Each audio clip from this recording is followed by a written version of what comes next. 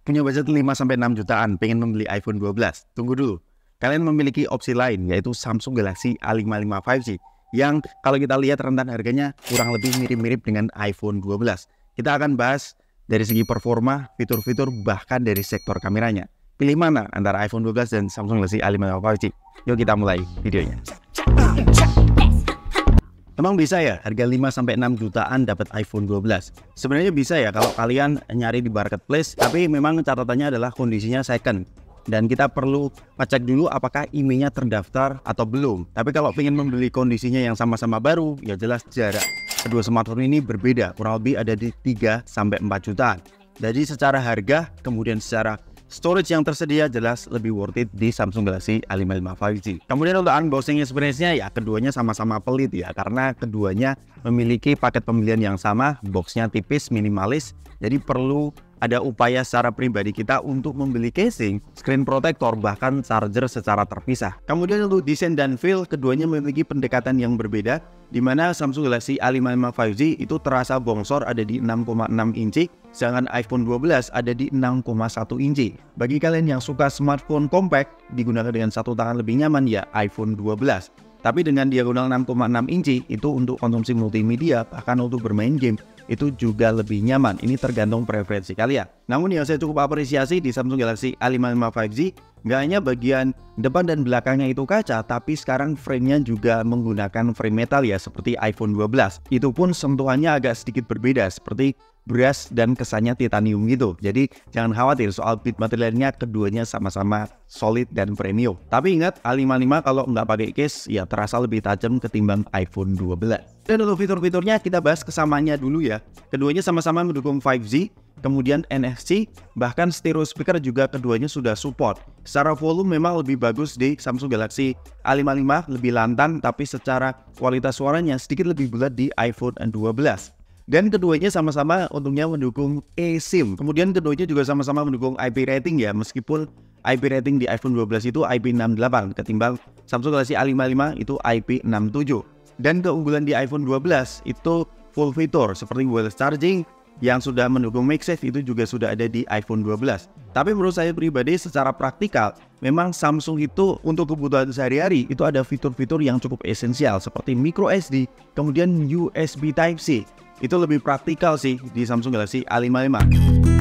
Kemudian untuk layarnya, keduanya memiliki panel yang sama-sama AMOLED, cuman penyebutannya aja berbeda. Kalau di iPhone itu OLED. Jadi kalau kita bandingkan side by side, untuk keperluan nonton ya keduanya memiliki produksi warna yang sama-sama bagus ya. Kemudian secara bezel keduanya juga sama-sama tipis, tapi di bagian bawah A55 itu agak sedikit tebal, jadi lebih simetris di iPhone 12. Tapi yang jadi pembeda di sini adalah fitur-fitur layarnya. Seperti Samsung Galaxy A55 ini memiliki refresh rate 120 Hz, jadi untuk keperluan multitasking, scrolling ya jelas terasa lebih smooth di A55.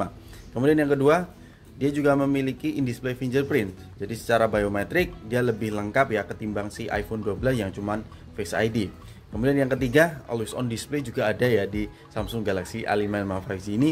Dan yang terakhir adalah kalau untuk keperluan nonton ya jelas lebih imersif dan lebih lega di A55 ya, karena poninya lebih kecil ya, menggunakan punch hole display. Buat softwarenya ini masalah preferensi, mau biasa pakai iOS ataupun Android. Kalau One UI ini berpotensi memiliki update software yang lebih panjang karena baru rilis di tahun ini. Jadi masih ada 4 tahun software update, kemudian security patch-nya 5 tahun. Sedangkan di iPhone 12 karena rilisnya dia di tahun 2020, maka potensi update software-nya kurang lebih cuma 3 tahun aja. Kemudian untuk spesifikasi dan performanya, keduanya hadir dengan kelas yang berbeda ya. A55 itu masuk dalam kategori mid-range dengan Exynos 1480-nya. Sedangkan iPhone 12 dari rilis sampai sekarang itu tetap kelasnya flagship ya, dengan A14 Bionic-nya. Bahkan kalau kita bandingkan secara spek antara Android dan iPhone, itu tidak sesimpel membandingkan spek di atas kertasnya aja ya. Dari segi RAM, kemudian dari baterai, ya jelas Android selalu lebih unggul. Tapi bagaimana dengan kesehariannya? Keduanya sama-sama terasa cukup lancar. Tapi mungkin untuk raw performance yang lebih tinggi di iPhone 12, kalau saya tes di Geekbench 6-nya, itu mungkin di tahun ketiga atau tahun keempat itu performanya bakal lebih stabil di iPhone 12 ketimbang di Samsung Galaxy A55 5G. Tapi untuk skenario bermain game, saya lebih suka kestabilannya di Samsung Galaxy A55 5G. Karena dia tidak throttling seperti iPhone 12 ya. iPhone 12 atau iPhone in general itu memang secara cooling system itu tidak seproper HP-HP Android zaman now. Jadi untuk sehari-hari mungkin keduanya sama, untuk jangka panjang mungkin raw performance lebih tinggi itu lebih bagus di iPhone, tapi untuk bermain game itu lebih nyaman di Android kemana-mana. Bahkan dari segi baterainya, saya yakin lebih awet di Samsung Galaxy A55 5G. Kemudian untuk sektor kameranya, keduanya memiliki perbedaan konfigurasi kamera, di mana Samsung A55 itu memiliki 3 setup kamera. Main kamera di Samsung itu juga lebih tinggi, ada di 50 megapiksel, sedangkan iPhone 12 itu semua kameranya, baik kamera belakang dan depan itu 12 megapiksel. Bahkan kamera selfie-nya itu lebih tinggi di Samsung Galaxy A55 secara resolusi. Langsung saja kita ke hasilnya. Untuk kondisi cahaya yang melimpah, kamera utamanya, kemudian ultrawide-nya, itu keduanya cukup bersaing ya.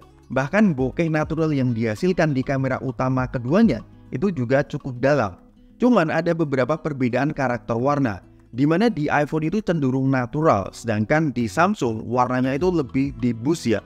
Dia lebih vibrant dan colorful. Kalau buat skin tone itu keduanya juga sama-sama natural. Tapi terkadang saya suka karakter warna di Samsung yang terlihat lebih clean ketimbang di iPhone 12.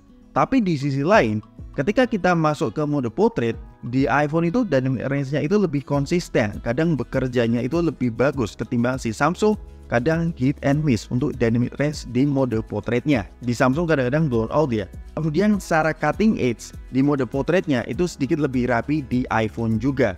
Kemudian kita masuk ke selfie-nya, kalau cahayanya melimpah, keduanya juga sama-sama bagus. Namun di Samsung ini lebih detail karena resolusinya lebih tinggi. Bahkan kalau kita pakai kondisi low light, processing foto di Samsung itu lebih low noise ketimbang si iPhone. Namun buat video selfie-nya, justru ini kebalikannya ya. iPhone itu hasilnya lebih luas sudut pandangnya, bahkan secara resolusi dia sudah mendukung 4K 60 fps. Sedangkan di Samsung Galaxy A55 itu cuma 4K 30 fps. Kemudian kalau kita masuk ke kondisi low light, terutama untuk kamera belakangnya, di kondisi cahaya yang cukup, sebenarnya keduanya sama-sama bagus. Samsung ini apabila menghandle cahaya yang intensitasnya tinggi seperti lampu, itu lebih bagus ya reduksi cahayanya. Namun di bagian conblock-nya, ternyata detailnya berkurang di Samsung, masih bagus di iPhone. Bahkan secara konsistensi lensanya antara kamera utama dan ultrawide, iPhone itu lebih bagus ketimbang Samsung Galaxy A55 yang kadang berubah warna gini. Tapi kalau kita push di kondisi cahaya yang sangat minim atau pekat, Samsung itu lebih superior ya, karena dia nggak hanya minim noise tapi secara detail itu jauh lebih ngangkat ketimbang iPhone. Meskipun keduanya sama-sama menggunakan night mode ya. Ini berlaku nggak hanya kamera utamanya, kamera ultrawide-nya juga processing night mode-nya lebih bagus di Samsung Galaxy A55 5G. Tapi kalau ngomongin soal videonya, ya nggak usah tanya lagi ya. iPhone itu semua kameranya mendukung 4K 60 fps. Sedangkan di Samsung Galaxy A55 5G itu mendukungnya cuma 4K 30 fps, tapi untungnya di semua kameranya dan keunggulannya bisa di switch antar lensanya ya, bahkan ke kamera selfie-nya. Pertama kita akan nyoba 4K 30 fps antara kedua HP ini ya, stabil mana antara keduanya. 4K 30 fps. Kemudian untuk ultrawide-nya ya jelas di iPhone ya, dia ultrawide-nya bisa 4K 60 fps, sedangkan di Samsung cuma Full HD 30 fps. Ya kayak gini hasilnya. Bagus di iPhone sih. Tapi Samsung juga sudah lumayan dari segi stabilan dan image quality-nya.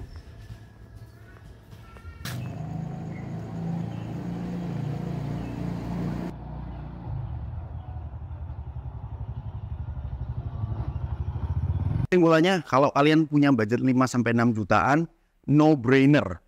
Kalau pengen membeli iPhone 12, resikonya di rentan harga segini itu cukup banyak. Untuk kebanyakan orang, ambil saja si Samsung Galaxy A55 5G. Dengan kondisi baru, storage lebih lega, ada tambahan expandable storage. Kemudian dari sektor kameranya cukup bersaing ya, meskipun dari segi videonya masih oke di iPhone 12. Bahkan selfie-nya, terutama untuk videonya lagi dan lagi, itu masih oke di iPhone 12. Kalau teman-teman pengen membeli iPhone 12, kondisinya baru tanpa adanya resiko, harga 8 sampai 9 juta, itu ya mending tambah 1 juta, itu sudah dapat si iPhone 13. Jadi saya serahkan ke teman-teman, kalau teman-teman pengen mengetahui info tentang dunia pergadgetan ataupun tips-tips atau tutorial bagaimana memaksimalkan pergadgetan kalian, jangan lupa untuk subscribe di channel ini dan bantu kita untuk menumbuhkan 100.000 subscriber di tahun ini. Terima kasih, sampai ketemu di video selanjutnya. Selamat Lebaran, peace out.